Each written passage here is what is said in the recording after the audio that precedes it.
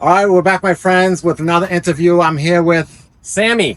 Sammy. Okay, Sammy, I just have a few questions for you about your pickleball career. So I just want to let you, what inspired you to start playing pickleball? So I had a good friend that I used to play a weekly doubles tennis game who told me he retired here, moved to Colorado, and he discovered pickleball. Told me I got to play. I said, pickleball? Old man sport. I just knew it from the villages. I'm like, I don't think I want to play. Right. So about a year and a half later, he moves back to Tampa and says, you got to play pickleball. I said, okay. And I fell in love with it. I got on the court. The first day I was on the court, that's it. I came and donated all my tennis balls. I just bought like a whole set of tennis balls, donated them to the HCC Tennis Club. All my tennis paraphernalia. Became a pickleball fanatic. Okay, and how long ago was that? That was in, let's see, I retired. I'm a retired anesthesiologist. I retired in October 2020. The day I just described was in July of 2021. Okay, 2021. And you've been playing ever since. Well, it took till about November. In November 2021, I started playing 3 to 5 times a week. That's when I really started playing. How has it changed your daily life? You said playing pickleball.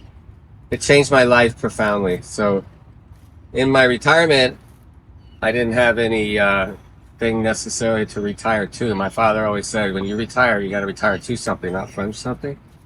So I retired because of COVID. I was furloughed, and I realized all the obstacles to my retiring melted away. So I played with my grandkids, I went out on my kayak, I traded stocks. But not until I discovered pickleball did I have a passion in retirement. So now it's changed my life, because everything I do is based on pickleball. So I became administrator of a group, and I teach it to middle school students in the inner city. Everything about my retirement is all based on pickleball. So it's changed my life. So you made it a part of your life. It became your day-to-day. Changed my life because I don't know of any other exercise that people laugh at. So you get physical exercise, you get mental exercise because you're with a group. The social aspect is fantastic, and it changed my life.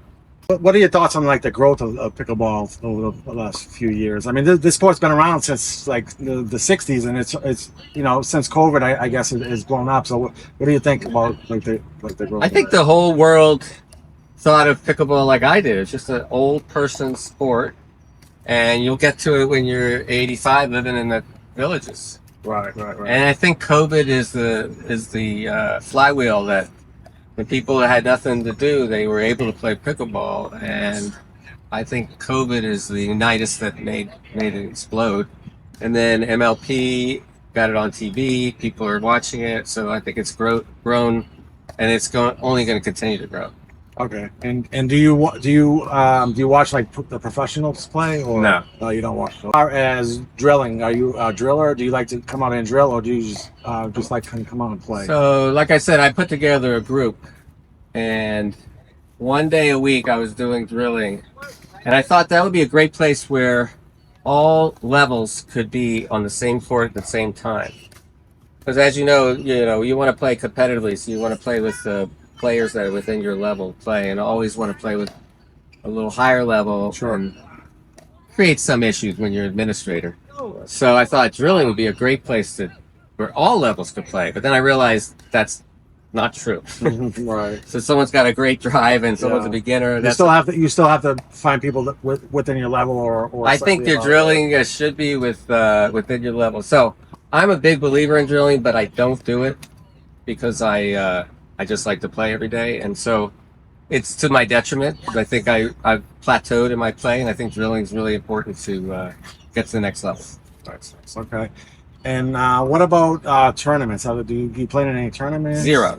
You haven't played? Oh, so you're not a tournament guy. So I played in 2 tournaments. One's for charity, and one was because I thought maybe I'd like it. Right. I don't like anything about tournaments. I don't like driving far. I don't like waiting. Right.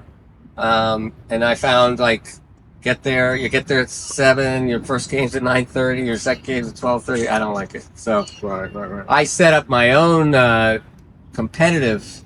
Again, like I said, I'm an administrator, so We just finished playing one of my competitive, so that's my tournament equivalent. Right. Is I set up round robins, and we're doing the mixed team round robins. It's been very popular. You stick with your partner and you play every other team, and that's my tournament equivalent. But I never will play a tournament. What's the best advice you would give to like a beginner player, like someone just getting into pickleball? Well, it depends on their history of racket sports. So let's say we see a lot of tennis players come over. Tennis is a good transition to pickleball for baseline games, so really for singles. But in doubles, it's kind of a detriment. So I would tell a tennis player, you have to learn the foundation of the game, which is mostly trying to get up to the non-volley zone line. Because a lot of tennis players will stay at the baseline, just bang, bang, bang, and they'll win against lesser players. But once they get to a better player, they're not gonna win because they don't have the ability to get to the non-volley zone line. If you're an athlete in any sport, many sports translate really well. I've seen softball players. I've seen even badminton, and just the game is such a special game, and the foundation of the game is very important for any new player to realize. So, and the whole point that a lot of people get lost on, for example, people say, you got to get up to the non-volley zone, like I just said. But that's only true on the return of serve. So when you return the serve, you got to rush up to the non-volley zone. But when you're serving team, you have to stay back because of the two bounce rule. And if you start rushing up too early, you're going to lose. So a lot of people don't realize that nuance. And that's what I try and focus on new players. There's two different strategies depending on whether you're the serving team or the returning team. And many people don't understand that. So that's to their detriment. So I would recommend anybody new to understand that there's two different things. And I always say to my head, return, rush, serve, stay. That's just my reminder. All right. Okay. That makes sense. Yeah. Now, would you consider yourself a competitive player, or you just out here to have fun, or both? Or I am basically out here to have fun. I try and play, so I set up these round robins to try and play with better players to get better, because you really do have to play with better players to get better.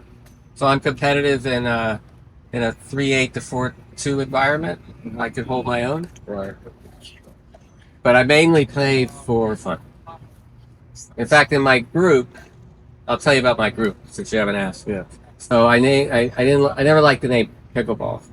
So I got rid of some of the letters and kept some of the letters. So I call my group PKBL.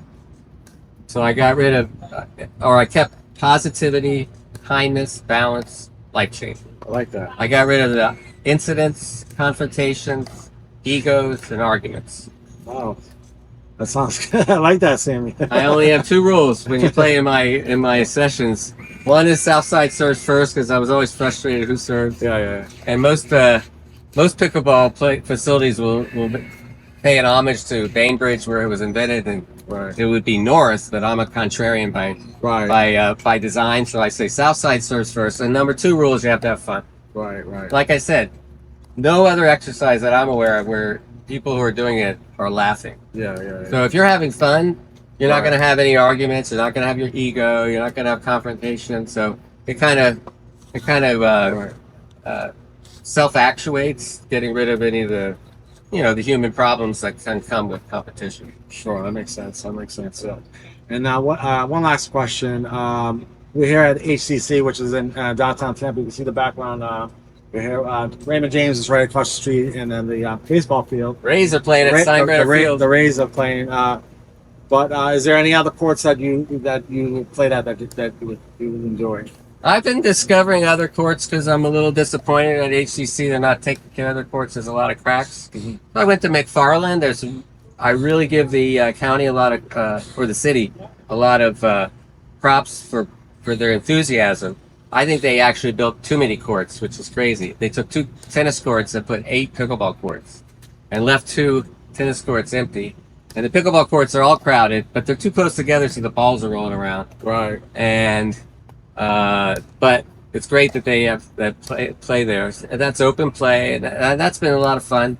And then I go to Julian B. Lane two great courts Mm-hmm. and great players there, and then they have some tennis courts that have multiple lines. I don't like to play in the multiple line courts, so Right, I get be a pickleball snob. So. Right. Yeah. And then I have a friend down the street from my house that has his own court, which I like to play on if I can play. That's a lot of fun playing on a private court. That's nice. That's And then I've tried invitation only, right? yeah, and then I've tried some of the indoor facilities. There's 3 indoor facilities because, of course, we got the summer here and it's a bit hot. Yeah. So Oldsmar, I think it's very bad vision. The backgrounds are bad. The lighting is bad. Yeah.